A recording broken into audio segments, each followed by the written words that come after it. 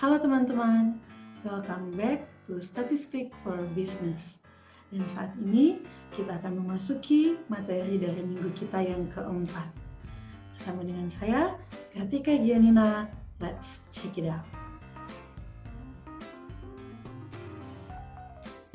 Baiklah, pada kesempatan ini kita akan memasuki materi kita di minggu kita yang keempat. Dan di minggu ini kita akan mempelajari masih mengenai describing data untuk bagian yang terakhir, yaitu mengenai displaying and exploring data. Baiklah, sebelum kita masuk pada materi, mari kita lihat terlebih dahulu learning objectives yang akan kita pelajari pada pertemuan di kali ini. Yang pertama adalah bagaimana kita dapat merancang dan menginterpretasikan sebuah bagan yang disebut dengan dot plot. Dan yang kedua adalah bagaimana kita merancang atau membangun dan menjelaskan sebuah jenis displaying atau bisa dikatakan juga bagan yang dinamakan dengan stem and leaf. Kemudian yang ketiga adalah bagaimana kita mengidentifikasi dan juga menghitung baik secara terkomputerisasi maupun dengan manual hal yang disebut dengan measures of position. Oke, mari kita lihat bersama. Baiklah teman-teman, saat ini mari kita lihat terlebih dahulu mengenai dot plot. Dot plot ini merupakan sekumpulan data yang dipetakan ke dalam bentuk bagan yang isinya titik. Nah, ini dibuat dengan menaruh semua nilai data yang ada dengan harapan bahwa semua data yang diobservasi itu tidak akan terlewat dan tidak akan hilang. Dalam membuat dot plot, kita akan menggunakan satu sumbu vertikal dan satu sumbu horizontal untuk mengisikan data-data yang ada ke dalam bentuk titik-titik. Mari kita lihat contohnya seperti apa. Jadi di sini ada contoh soal. The Service Department at Unesta Fort Lincoln Mercury dan Sheffield Motors Inc. merupakan dua dari 4 dealer yang ada di Applewood Auto Group. Itu buka selama 24 hari di bulan yang terakhir ini. Kemudian dalam bisnis tersebut itu di sini sudah tertera di tabelnya adalah jumlah kendaraan yang diservis di dalam 24 working days yang ada di masing-masing dealership itu. Yang satunya adalah Tionesta dan yang satunya adalah Sheffield. Oke, mari kita coba membuat dot plots-nya dan juga report summary statistiknya untuk membandingkan kedua transaksi atau kedua service yang terjadi di kedua dealer tersebut. Oke, baik teman-teman. Saat ini saya akan menerangkan bagaimana cara untuk membuat sebuah dot plot atau bagan titik. Pertama, dari data yang sudah kita miliki ini, kita urutkan terlebih dahulu. Seperti waktu lalu dalam kita membuat tabel frekuensi atau distribusi frekuensi. Baik, kita mulai dengan angka yang terkecil itu adalah 23. Oke, baik teman-teman. Saat ini saya akan menerangkan bagaimana cara untuk membuat sebuah dot plots. Yang pertama adalah dari semua data yang sudah kita miliki ini, mari datanya itu kita urutkan terlebih dahulu. Mulai dari yang terendah sampai yang tertinggi. Pertama ada 23. Teman-teman bisa menuliskan sebanyak angka itu muncul. Misalnya 23-nya muncul sebanyak 3 kali, diurut 23, 23, 23, begitu. Namun bisa juga mengikuti atau membuat dengan cara ini. Kita hanya menuliskan data nilai yang muncul itu sekali, dan setelah itu kemudian kita hitung frekuensinya berapa. Nah, kalau saya lebih nyaman dengan cara yang seperti itu. Jadi saya akan menuliskan dulu datanya yang keluar. Oke, ada 23. Selanjutnya ada 25. Selanjutnya adalah angka 26, terus kemudian 27, terus kemudian 28, ada 29, ada 30, oke, 30, ada 31, dan 32, kemudian ada juga 33,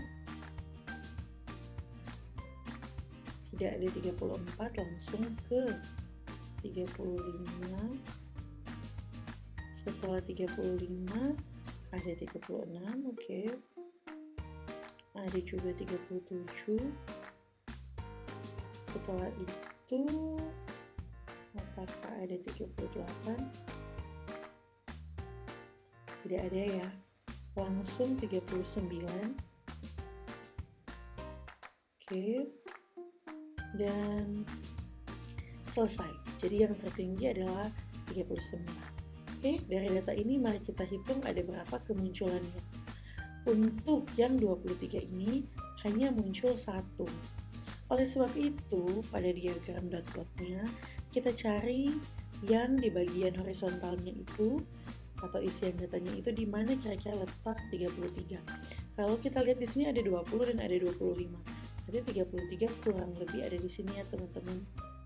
Kemudian setelah itu kita naikkan ke atas, kemudian kita cari angka frekuensi 1 di sini. Nah, kemudian kita buat titik di sini teman-teman. Seperti yang sudah tertera. Oke, 23 usai. Selanjutnya 25. 25 juga hanya muncul 1 kali. Oke. Jadi 25 pas di garis kita tulis juga di 1. Selanjutnya 26. 26 ini hanya muncul sebanyak 1 kali, makanya kita tulis di 1 juga titiknya. Kemudian 27.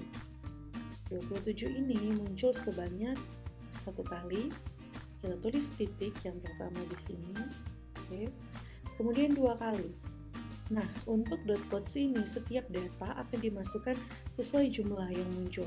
Jadi di sini tadi 1 kali sudah kita tulis, sekarang yang kali kedua kita naik ke bagian atasnya. Nah, kita taruh di sini tempat pertemuan antara angka 27 dengan 2.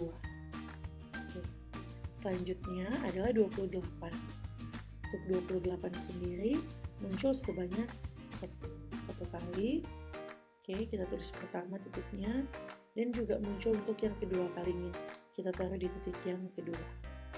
Selanjutnya untuk angka 29. 29 ini muncul hanya sebanyak 1 kali, jadi kita taruh di sini. Perkiraannya di sini 29 gitu ya teman-teman.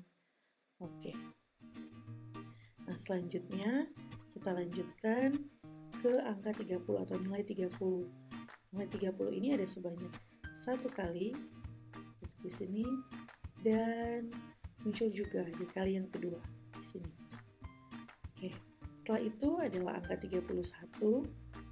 Baik, 31 ini muncul sebanyak 1 kali saja. Kemudian 32 ini muncul sebanyak 1 kali. Kita tulis dulu ya, 1, kemudian 2 kali, kedua di atasnya 2, kemudian dia muncul lagi di kali yang ketiga.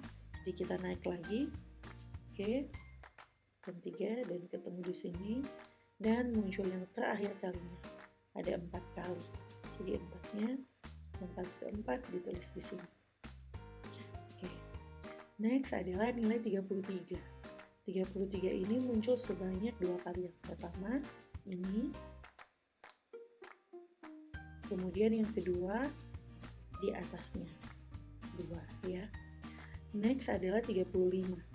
35 ini muncul sebanyak 1 kali dulu, ke 1, kemudian kedua kalinya, dan ketiga kalinya. Selanjutnya adalah nilai 36. Nilai 36 ini muncul sebanyak 1 kali. Pertama kita tulis, kemudian 2 kali di 2. Oke, selanjutnya adalah angka 37. Ini muncul sebanyak 1 kali. Dan juga angka 39 muncul sebanyak 1 kali juga. Nah, beginilah teman-teman cara membuat sebuah dot plots atau bagan titik. Nah, saat ini agar teman-teman bisa lebih cepat ahli dalam membuat dot plots, saya persilakan teman-teman untuk dapat membuat dot plots sendiri untuk yang bagian Sheffield Models Inc. Jadi, coba teman-teman praktekkan sama seperti yang tadi di atas ini, di bawah sini. Apabila teman-teman membutuhkan catatan, silakan teman-teman mencatatnya di buku catatan teman-teman, menyalin bentuk diagram ini, kemudian membuat urutan angka seperti ini yang untuk Sheffield Models Inc. Dan setelah itu memasukkannya atau memetakannya ke dot plots untuk yang Sheffield. Silakan teman-teman. Oke, baik teman-teman, saat ini kita akan lanjut ke bagian yang kedua yang dinamakan dengan stem and leaf. Stem and leaf ini sendiri berarti adalah bagan untuk. Oke, baiklah teman-teman. Saat ini kita akan mempelajari mengenai konsep dari bagan stem and leaf atau bagan, batang, dan daun. Oke. Nah, kalau kita ingat-ingat dari minggu lalu sampai materi minggu ini kita mempelajari beberapa jenis diagram atau grafik.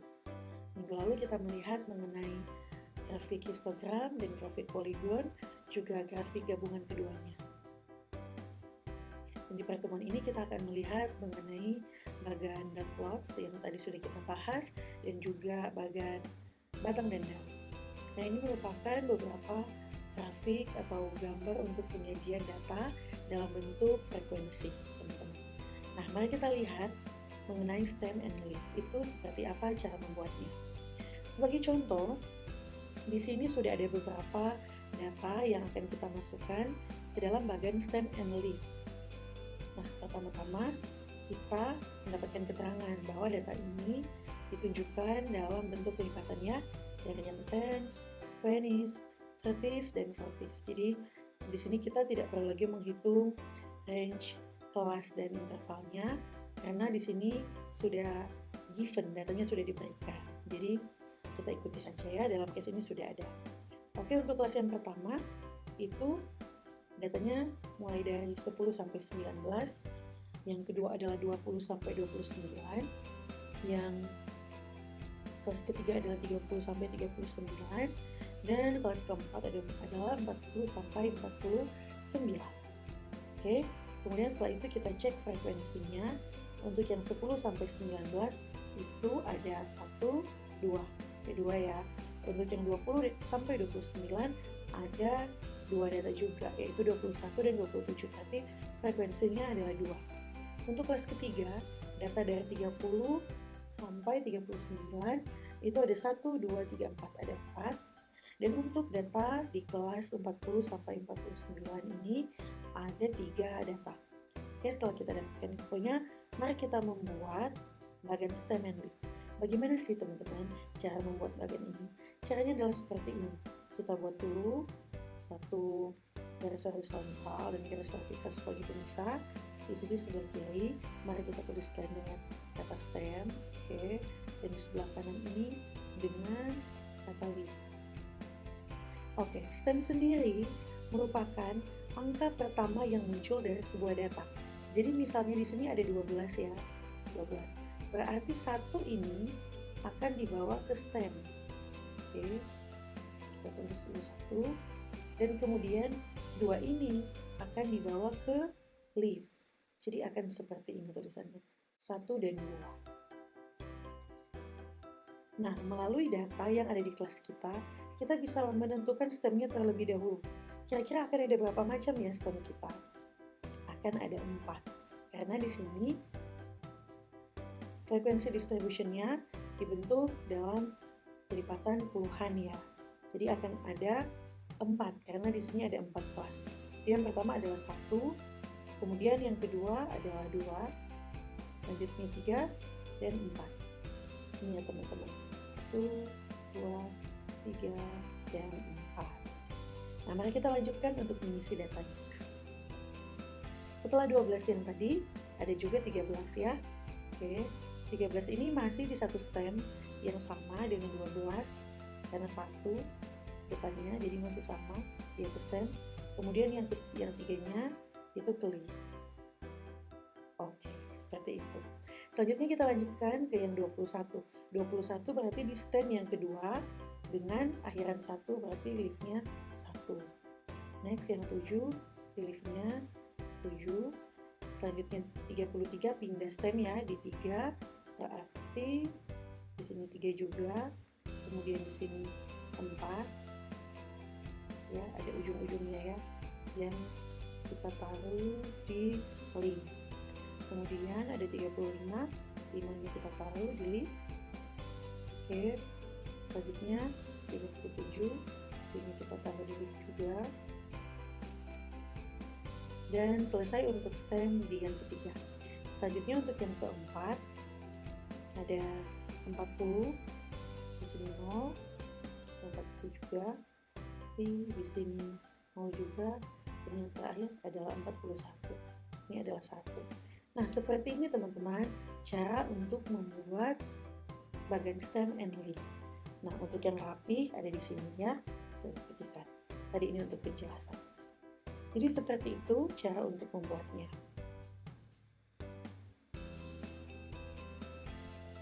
Oke, baik teman-teman. Saat ini saya akan menjelaskan mengenai standard deviation for the grouped data, atau bagaimana cara mencari standar deviasi untuk data yang terkelompokkan.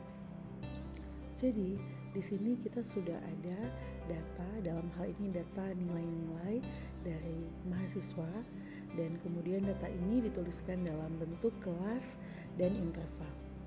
Selanjutnya di sini sudah ada data juga terkait frekuensi dari kemunculan data-data tersebut. Selanjutnya kita akan mencari M atau nilai tengah dari interval dari nilai yang ada. Caranya adalah dengan menambahkan nilai terendah dengan nilai tertinggi dan dibagi dengan 2. Jadi hasilnya adalah 74,5. Didapatkan dari 70 ditambah dengan 79 dibagi 2. Kemudian selanjutnya kita terapkan juga hal yang sama untuk kelas kedua dan ketiga, sehingga kita bisa menemukan untuk yang kelas kedua nilai M-nya adalah 84,5 dan untuk kelas ketiga nilai M-nya adalah 95. Selanjutnya di kolom keempat kita akan mengalihkan frekuensi dengan nilai tengahnya. Nah, setelah itu kita tuliskan hasilnya di sini. 8 dikali 74,5 menghasilkan angka sebesar 596. 6 dikali 85,5 menghasilkan angka atau nilai 507. Dan 14 dikali dengan 95 hasilnya adalah 1330. Selanjutnya kita akan mentotalkannya dan totalnya adalah 2433. Nah, setelah ini mari kita cari terlebih dahulu nilai dari X-bar-nya. Oke, nah X-bar sendiri itu dicari dengan rumus seperti ini.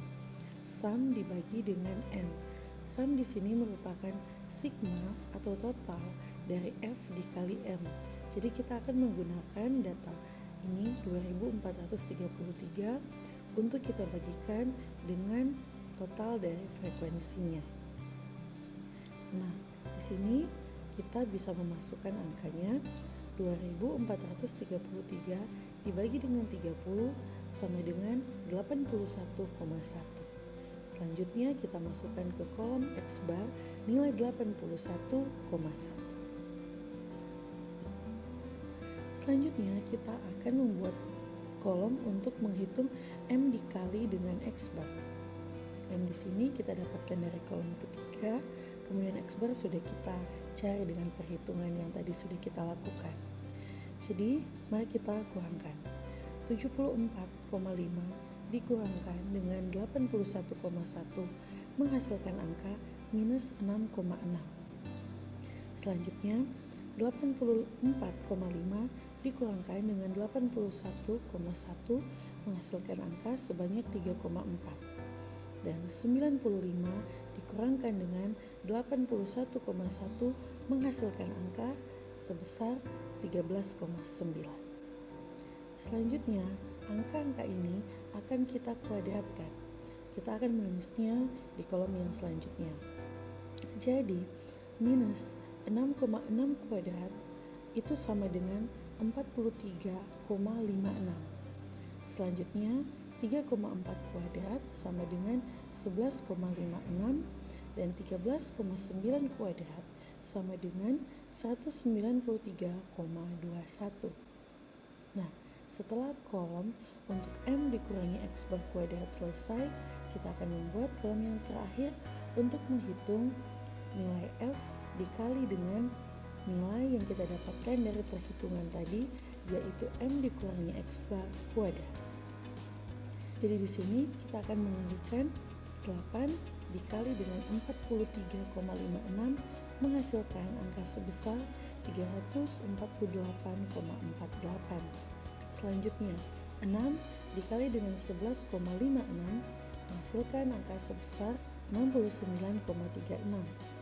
Selanjutnya, angka 14 dikali dengan 193,21 menghasilkan angka sebesar 2704,94. Dan setelahnya kita totalkan dan kita akan mendapatkan angka sebesar 3122,78. Setelah itu, kita akan mencari standar deviasi untuk data yang terkelompokkan dengan cara memasukkannya pada rumusnya. S sama dengan akar dari sigma F dikali M dikurangi X bar kuadrat dibagi dengan N minus 1. Nah, di sini kita sudah mendapatkan angka dari sigma F dikali dalam kurung M dikurangi X bar tutup kurung kuadrat sebanyak 3122,78 dibagi dengan 30 dikurangi 1. Berarti sama dengan akar dari 3122,78 dibagi 29 dan akan menghasilkan akar dari 107,682 sekian angka di belakang koma, dan kalau kita akarkan akan menjadi sama dengan 10,37. Jadi teman-teman, begitu cara untuk mencari standard deviation for the group B. Oke teman-teman, saat ini kita akan mempelajari mengenai 3 konsep ini. Yang pertama adalah quartiles. Quartiles adalah bagaimana kita membagi data ke dalam 4 bagian yang sama. Selanjutnya, deciles. Deciles merupakan bagaimana kita membagi data ke dalam 10 bagian yang sama. Dan yang ketiga adalah percentiles. Percentiles adalah bagaimana kita membagi data ke dalam 100 bagian yang sama. Saat ini, mari kita membuat sebuah garis untuk lebih dapat memahami konsep mengenai measures of position ini. Oke, di bagian paling kiri kita tuliskan 0 sebagai nilai yang terkecil, dan di bagian paling kanan kita tuliskan 1 sebagai nilai yang terbesar. Selanjutnya, kita bagi garis ini ke dalam 4 bagian yang sama. Oke, akan ada 3 garis yang memotongnya, dan itu kita namakan dengan Q1, Q2, dan Q3, selain nilai minimum yaitu 0 dan nilai maksimum yaitu 100. Jika kita lihat, Q2 ini merupakan median, dan juga merupakan urutan data ke-50. Kalau Q1 itu merupakan urutan data ke-25, Sedangkan Q3 itu merupakan urutan data ke-75 karena kita membagi 100 ini ke dalam 4 bagian yang sama.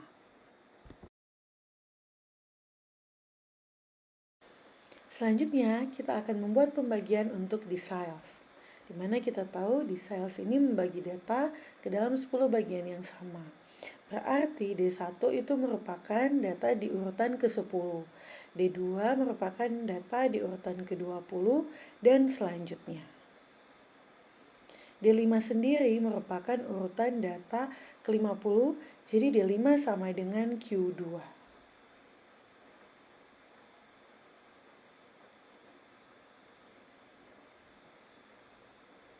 Baik, setelah kita membuat bagiannya secara proporsional, kita sudah memiliki data untuk yang bagian quartiles yang dilambangkan dengan Q dan untuk deciles yang dilambangkan dengan D. Jadi di sini kita bisa memberikan keterangan untuk setiap deciles yang ada. Jadi D3 sama dengan urutan ke-30, D4 urutan data ke-40, D5 urutan data ke-50, D6 urutan data ke-60, dan seterusnya. Sampai ke 100. Nah, untuk percentile sendiri bagaimana? Karena banyak bagiannya, kita bisa mengumpamakan bahwa D1 itu sama dengan P10 atau percentile 10. D2 sama dengan P20 dan misalnya D5 sama dengan P50. Untuk persentilenya bisa kita cari dengan menggunakan rumus di persentil mana yang kita inginkan. Nah, teman-teman, persentil ini sendiri itu fungsinya untuk apa sih? Fungsinya persentil ini adalah ketika kita ingin menjadikan suatu titik sebagai suatu acuan atau poin untuk melihat posisi data dan melihat data-data mana saja yang berada di atas titik persentil itu maupun data-data yang berada di bawah titik persentil itu. Jadi misalnya kita menjadikan titik persentil 80 sebagai titik poin kita, maka kita akan melihat data mana saja yang termasuk di bawah nilai persentil 80 itu dan yang termasuk di atas nilai persentil 80 tersebut. Saat ini kita akan mencoba untuk menghitung persentilnya dengan menghitung nilai mediannya terlebih dahulu. Di dalam contoh ini, nilai mediannya jatuh pada 2 nilai, sehingga kita jumlahkan dan bagi 2, yaitu 14 ditambah dengan 15, kemudian dibagi 2 sama dengan 14,5. 14,5 di sini menjadi nilai dari Q2-nya. Selanjutnya, untuk mencari Q1, Q1 merupakan nilai median dari data-data di bawah Q2. Dalam hal ini datanya juga ada 2, yaitu 9 dan 10. Jadi kita tambahkan 9 plus 10 per 2 sama dengan 9,5. Jadi nilai Q1 kita adalah 9,5. Selanjutnya untuk mencari Q3 caranya juga sama. Kita tentukan dulu nilai mediannya dari data di atas Q2 dan di sini didapati 2 data, kemudian dijumlahkan dan dibagi 2 mendapatkan hasil 16,5 untuk Q3. Saat ini mari kita mencobanya dengan cara perhitungan. Jika kita ingin mencari Q3 itu berarti sama dengan P atau persentil 75 kan ya. Nah, di sini kan didapati Q3-nya adalah 16,5. Kemudian kalau kita masukkan ke rumus, misalnya L75 atau L dari persentil yang dicari sama dengan jumlah datanya jika kita hitung itu ada 16, berarti 16 ditambah 1 kemudian dikalikan dengan persentil yang kita cari yaitu 75 dibagi dengan 100, hasilnya adalah 17 dikali 3/4 jika kita menyederhanakan, kemudian sama dengan 51/4 atau sama dengan 12,75. Nah, Di sini, karena angkanya adalah 12,75, kita akan melihat data ke-12 dan data ke-13. Oke, data ke-12 jika kita hitung itu adalah 16. Dan data ke-13 itu adalah 17. Jadi, berarti bahwa P75 sama dengan 16 ditambah 17 dibagi 2, atau 33 dibagi dengan 2 dan menghasilkan angka 16,5. Sama dengan P75 yang kita cari jika kita hitung berdasarkan urut angka di atas tadi.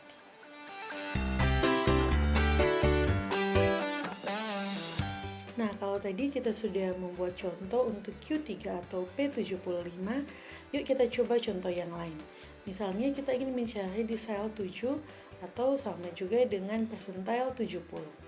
L7 jika dimasukkan rumus menjadi 16 plus 1, 16 adalah N-nya, dikali 70 per 100. Kemudian hasilnya adalah 17 dikali 7 per 10 sama dengan 119 per 10 atau 11,9. Nah, karena ada koma, maka kita akan melihat data di urutan ke-11 dan data di urutan ke-12. Data di urutan ke-11 adalah 16 dan data di urutan ke-12 adalah 16 juga. Karena sama, langsung bisa kita putuskan bahwa P60 sama dengan 16.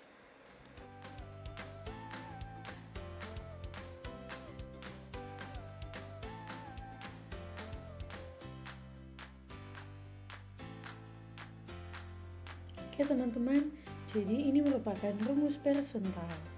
LP sama dengan N ditambah 1 dikali P per 100. Dan ini merupakan pembagian kuartilesnya seperti yang tadi sudah kita pelajari. Q2 merupakan mediannya, selanjutnya Q1 itu merupakan nilai median dari data-data yang ada di bawah Q2. Dan selanjutnya Q3 merupakan nilai median dari data-data yang ada di atas Q2. Oke, jadi misalkan seperti ini, Q2-nya sama dengan 5 ditambah 6 sama dengan, jadi misalkan seperti ini, 5 ditambah 6 dibagi 2 sama dengan 5,5. Jika nilai mediannya sudah merupakan satu angka, itu bisa langsung digunakan. Q1 sendiri merupakan nilai persentil ke-25, Q2 merupakan nilai persentil ke-50, dan Q3 merupakan nilai persentil ke-75. Jika kita ingin mengetahui persentil yang langsung ke bilangan angka yang tidak memiliki kesamaan dengan deciles dan percentiles, misalnya 33, kita bisa memasukkannya langsung ke dalam rumus L33 sama dengan jumlah N, jumlah data tersebut, ditambah 1 dikali 33 per 100. Untuk mencari lokasi median yang lebih mudah, kita juga bisa menggunakan rumus ini ya, N plus 1 dibagi 2. Oke. Sehingga rumus untuk mencari LP sama dengan N plus 1 dikali P per 100, di mana P merupakan persentil yang kita cari. Di sini ada sebuah contoh data dari Salomon Smith Barney Oakland California Office, ada 15 broker, dan di sini sudah ada data komisi yang mereka dapatkan. Nah, mari teman-teman kita coba mencari terlebih dahulu nilai mediannya, kemudian menentukan first quartile-nya dan juga third quartile-nya, di mana kita tahu bahwa second quartile-nya itu sama dengan median. Jadi yang pertama kita lakukan adalah kita harus mengurutkan data dari yang terendah ke yang tertinggi. Selanjutnya kita bisa masukkan ke rumus yang tadi sudah sempat kita bahas bersama. Baik, jika di sini kita mencari kuartil pertama dan kuartal ketiga itu berarti sama dengan persentil ke-25 dan persentil ke-75. Nah, kita masukkan di sini L25 sama dengan 15 plus 1 dikali 25 plus 1 sama dengan 4, dan L75 sama dengan 15 plus 1 dikali 75 per 100 sama dengan 12.